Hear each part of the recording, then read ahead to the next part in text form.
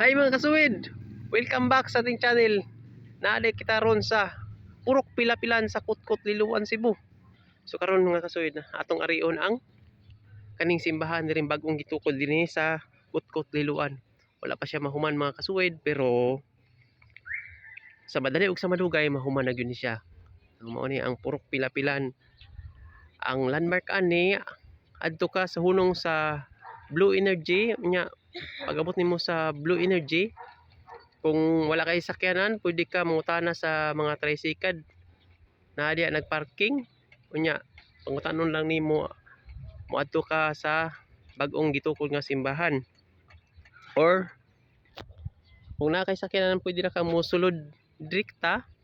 Unya, maagian nimo ang Garden Blooms ug ang Colorado. Kaatbang na siya. Nya straight lang gyud ka pasulod, mga walking distance na lang maabot na nimo ang simbahan diri sa Purok Pilapilan, Kutkot, Liloan, Cebu. So mao ni siya mga kasuwid atong luulon. Medyo hapit na gyud tawo ni mahuman uban sa tabang sa atong mga kigigsuonan. Kaning simbahan mao ni siya ang tapukanan sa mga katawhan, diin ang birthday, kasal, bunyag ug uban pa nga mga event ani magtapok sa simbahan. Tungod kay ang simbahan mao ang tapukanan sa mga alagad ng katawan sa Dios. Although ang walay relihiyon nga makaluwas sa taho, pero nagita gitawag og relihiyon nga atong ikuan, atong gisunod. So walay relihiyon makaluwas. Bugto lang ang pagsalig nato sa atong buhi nga Dios, mao ang makaluwas. Pagtuo, pagsalig ug buhat ang makaluwas lang yun ka nato mga kasuwid. So mao din ni ato libuton ang bagong gitukod nga simbahan. Makita nimo nga naapay mga gatrabaho, dagan pa mga gitrabaho pa ni siya. So kinahanglan pa ni og mga jutay nga mga blessings nga gikan sa mga katawhan nga muabag ani para mahimo gining simbahan, para mahimo nga sakto gyud ang pundasyon og nindot ang itukod din sa Liloan. So mao ni siya mga kasuwid. Kung ganahan mo nga mobisita diri, pwede lang gyud kaayo para makita ninyo ang sitwasyon sa atong simbahan. Ug unsa ang inyong matabang, unsa ang atong matabang isip usa ka alagad sa Dios. Mao ni na mga hollow blocks, hapit na gyud mahuman. Oh. Ang sudlon mga kasuwid. Wala pa siya tiles, kinahanglan pa ng tiles. Mga bangko. Oh.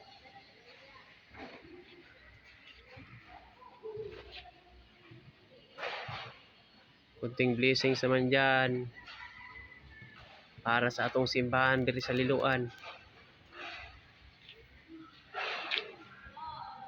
So ito. Sa pagkaron, kada Domingo pirmi ra gyapon diri ang misa. Kapag mo Sabado ug Domingo. Mao na ito makita karon mga kasuwid. Bisan wala pa ni mahuman pero nagkapadayon ang serbisyo. Nya mga kasuwid, dili na ta kutob. Nya mangutana mo og asa ko. Naara day ko. Ay, God bless you, God bless your family. So, naara day ko. Nya, shout out day ko. Gahapon, April 11, 2023. Si Boy Tapang, nakita di ka sa Alcoy, kauban ang imong mga barkada. Boy Tapang, shout out. Wala lang ko ni hunong kay balo ko nga busy pud ka nya may maulaw sad minimo so bitapang na deta ron sa liluan mo ang atong simbahan.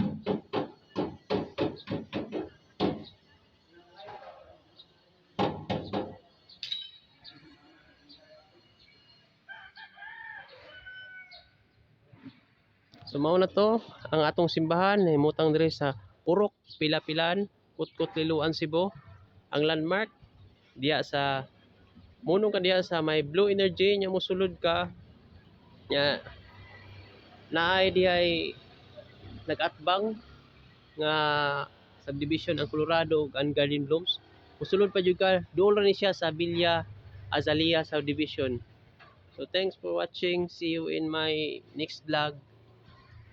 Bye bye. God bless you.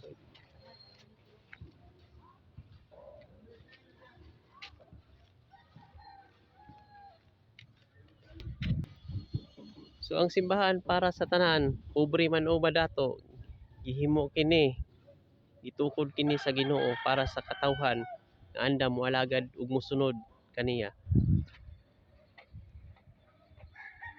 Mao kani karon adlaw sa Semana Santa. Bye bye. See you in my next vlog.